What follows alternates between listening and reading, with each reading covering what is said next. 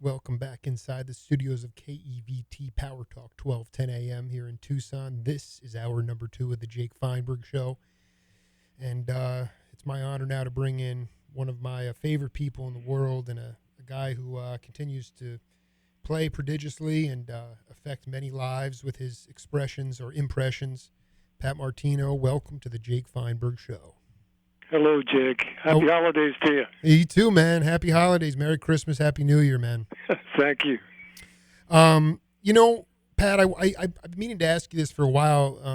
I'm friends with Carmen Intore on Facebook, and sometimes I see photos of gigs that you play with him, in Buffalo or somewhere else. And sure, I just wanted you to talk about, one of the L's on my show is lineage and the idea of, going back to the root of things. But I look at you, Pat, now, and I say, at this point in your career, is it something where you feel like you want to be able to pass the torch on to younger cats? Is that something that you make a conscious effort to do? Sometimes the trios that you're in, the age difference, I mean, you could be their father. And I wanted you to talk about when that kind of clicked in for you, the idea of wanting to pass on the music by playing with younger cats. That's very difficult to be specific in terms of an answer, because feelings, they change so constantly. It's the moment itself that is the most, it stands out the most each and every moment. And much like a chameleon, we as individuals are always changing. And I think it has something to do with the adaptation to our surroundings, to our feelings at that time. And to begin with, jazz and improvisation is an extension of that change, and is always changing in terms of a solo that has any kind of value. It can never be a repetition other than a person's identity, which is similar to the voice, the stature, the pace. It's all of these things combined. So it's very difficult to wish upon anyone else what it would take for them to be awakened to their own individuality, their own presence, the beauty of and the value of that presence, So it's very difficult to pass that on to someone, because it depends upon their age. It also depends upon their sensitivity. I was trying to formulate this. I've been asking a lot of cats this lately, and you're a perfect person to ask. But, when you're playing a set list, or you're playing the same tune every night, but every night the tune, because of the improvisation, the tune is different. Okay, the tune it manifests in a different way. It's different every time. Can you talk about? Can you just talk to the audience about improvisation in general and how? Because you can go to the same show. People can go and see the same thing, the same show twice or 3 times in a row, and maybe that's cool. That's neat. But there's something about that improvisation where you're playing the same tune, but it's different every time. And I wanted you to talk about that. Once again, I think it comes down to the moment and your feelings in that moment. The values of what you're expressing have a different contour, have a different shade upon them. So it's never really the same. It's similar to leaving your home to mail a letter, and instead of going to the mailbox, which is there, you take a walk, and there's going to be a mailbox somewhere along that route. Right. And you drop in the letter when you see it, but you don't really try to look for it. You're just enjoying taking a walk. And there's a significance to your pace and the rhythm that you've attained, and your pleasure. It's your pleasure. So I think when people go to truly see a performance, what they're really witnessing and what affects them the most is the pleasure of the artist and the commitment that he or she is riding upon, almost like a roller coaster. It's a pleasure to be able to watch that take place.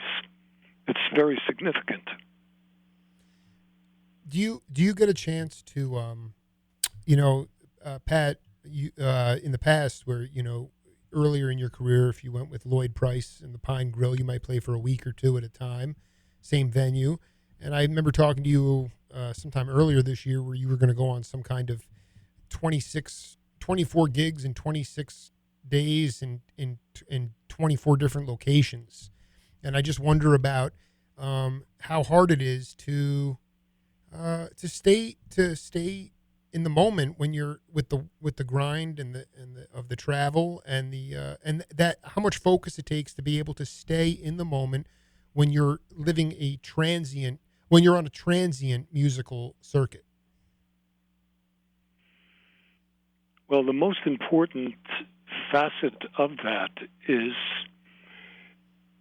solidarity. It's remaining intact. You find yourself in situations.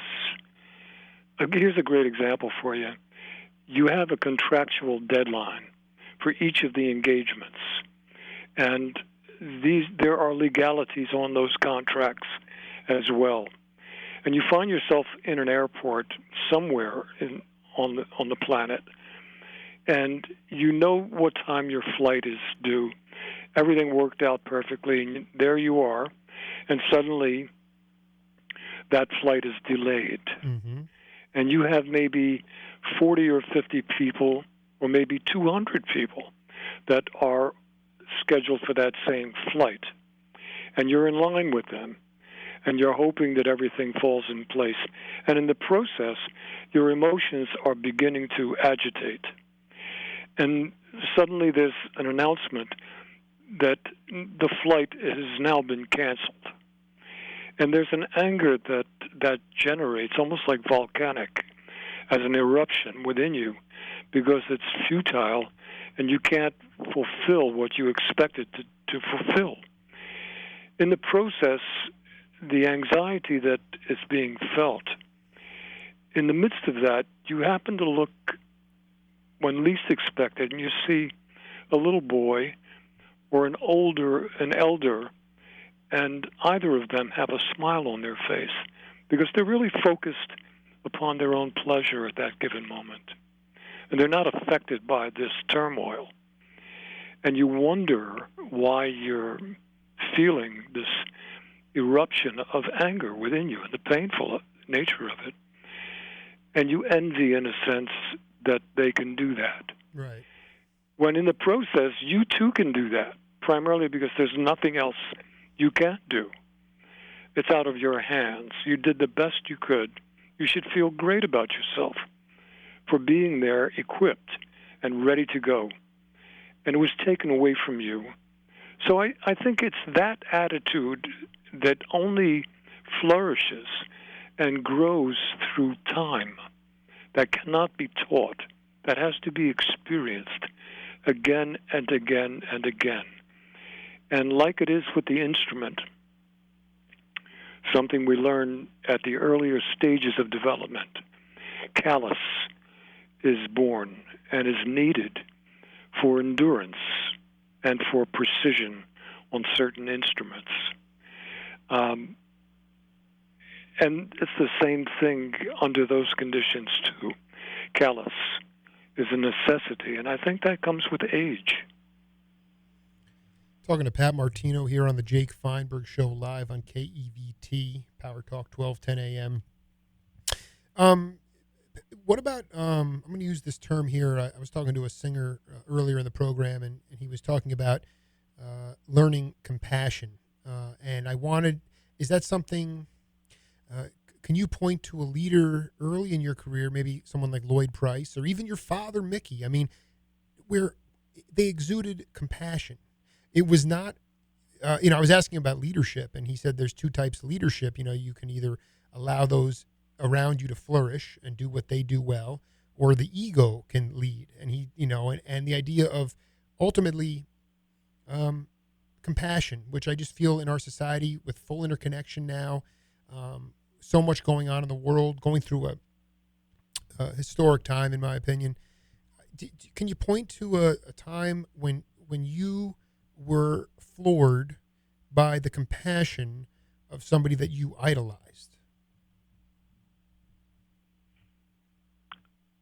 To be honest with you, what immediately comes to my mind that was much more effective on me was the lack of compassion.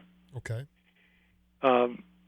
In being subject to individuals that were in a position that they retained the power to govern and document exactly what had to be done next. In fact, you were paid to do so, to follow their needs and to fulfill being of service for what you were hired for.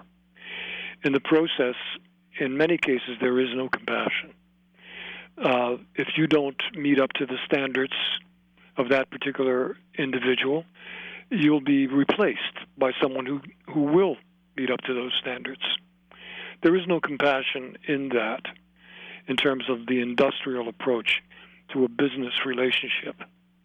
I think I learned more from that than I did from seeing the lack of the coldness.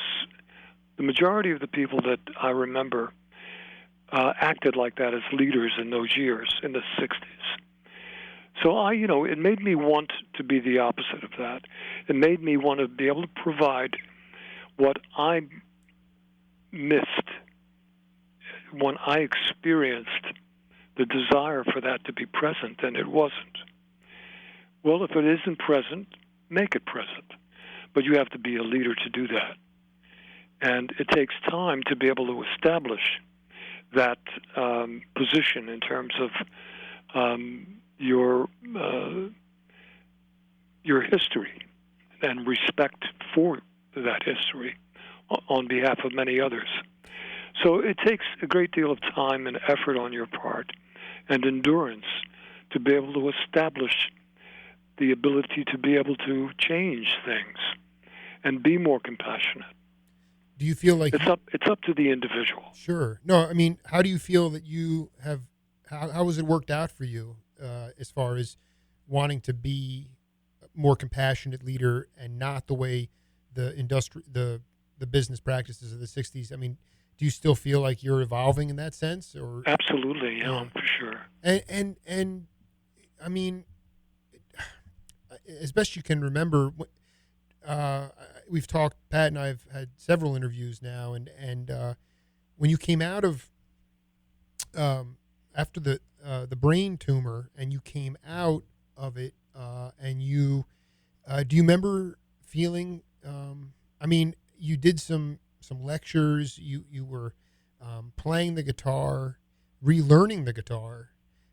Was compassion shown to you by anybody in particular? Did you have compassion inside of you? Because I remember transcribing a quote where you said, "Yeah, what a waste of time it would be to go and all the misdiagnoses, and I'm going to sue these people, and I'm going to hire a lawyer, and I'm going to do this, and for what? For what? It's not going to mean a hill of beans." So I'm just curious about that period of time, if you felt compassion, or if compassion was shown to you in some way that was inspiring, because I mean, anybody coming off of that, it would be, there's a lot of adversity there. Well, I don't think that compassion was an issue at that time for that transition, that recovery. There was a split. There was a polarity that came to the surface of the experience itself. And the polarity was the past, when that tumor did exist. And now, at that time, from this point, it still is the past, but Then it wasn't the past. It was a change. And I saw a total difference between what was beginning to emerge and what existed prior to the event that caused the transition. And what was beginning to emerge had certain faults in itself. And one of the strongest of them was the lack of retainment, the lack of memory. Mm-hmm. And because of that, I had to really focus more on the moment than depend on expectations of something that I thought should be there. That's when change really began to take place. And I began to focus more upon pleasure of the moment, the simplicity of now. Had no disruption, no distraction by thoughts that came from the past, fears of something that might happen in the future. The only thing that really existed was in the now. And that's was the birth of that realization that turned into a perspective that became the issue, became my priority from that point forward, and still is to this day. It comes down to focus upon the moment and the pleasure of life itself without the extension into any kind of distractions. So I think compassion has something to do with that, along with all of the other virtues that I think are forms of exotic pleasure in themselves. Compassion is a beautiful feeling when you provide that for others, and their expectation, when you see the look on their face, when you go out of your way to be there for them, I think that's a beautiful relationship for both involved. Pat, can you talk about an experience this year that was inspiring to you? Say one more time. Can you talk about an event or an experience, could be in any facet of your life, that was inspiring to you this year? There were too many of them to be able to point a finger at one of them. And in a way, what you're asking of me is to remember the past. When it's difficult for me to remember yesterday, right, I'm so focused on now. So, if it comes down to it, it's very difficult for me to answer a question like that. I'm dealing with the moment, and it's been like this since the operations. Yeah, I think you've probably said that to me several times, and only now it's kind of sinking in this is the reality. I will tell you, Pat, that in the last, since we connected some 4 years ago, a lot of stuff that you said to me, at that time, it was inspiring, but I didn't understand it. As I've continued to cultivate and to find my true nature, a lot of the stuff that you've talked to me about is making more sense to me. It's still difficult, though, sometimes to be completely in the moment, because you just, in my mind, I have not reached I'm still not satisfied with where I am in my career. And so that part of it is always kind of nagging at me to a degree. And on top of that, I have a family to support. So it's a very humbling thing, but I have become, I do love that feeling of looking into my kids' eyes, or, when you do something totally naturally and totally out of compassion, where, and they can see that and that effect. But it still is a struggle. Life is a constant struggle. And that's really where I'm at this point as we move into 2016. It's a very interesting, interesting picture when we give thought to a successful elder, an older person who we happened to come across a moment where we can perceive and we can see them in process. And you see an older man or an older woman who is possibly sitting on a bench in the park with a smile on their face and just doing nothing but enjoying themselves. And it dawns on us in terms of realization in the snap of that second that this person doesn't have too much time left in terms of their years, and they're on the back end of this experience, and we wonder why they're smiling. And maybe they're smiling because they no longer have any concern about the past or even about the future, because they're so committed to the beauty of the moment. They now have learned the vast experience of life itself and how precious that moment is when we realize its presence within us. And that's what they're smiling about. They've awakened to the presence of life itself consciously. And that's a little different than the rest of us who are younger than them, who are still fluctuating in terms of all of these thoughts that engulf us and take our mind off of the fact that we're alive. And we're bouncing back and forth in all of these illusions, all of these dreams, and all of these hopes and desires, when we have something greater than that, which is life itself. But we rarely embrace it as something that's separate and yet still within us. So that's something that I think it takes time to achieve. And I know one thing, in terms of the art, especially with jazz guitar or any of the instruments in that genre, as a player, on my behalf, it's so second nature to me now. It's so intuitive that I don't even give thought. And I think I've mentioned to you before that it's similar to a utensil to me. Like, I have a fork and I have a knife in the kitchen drawer, and I know where it is, and when the time comes for dinner or for the enjoyment of any kind of food, I get that utensil, and it's of service to me. It serves my needs.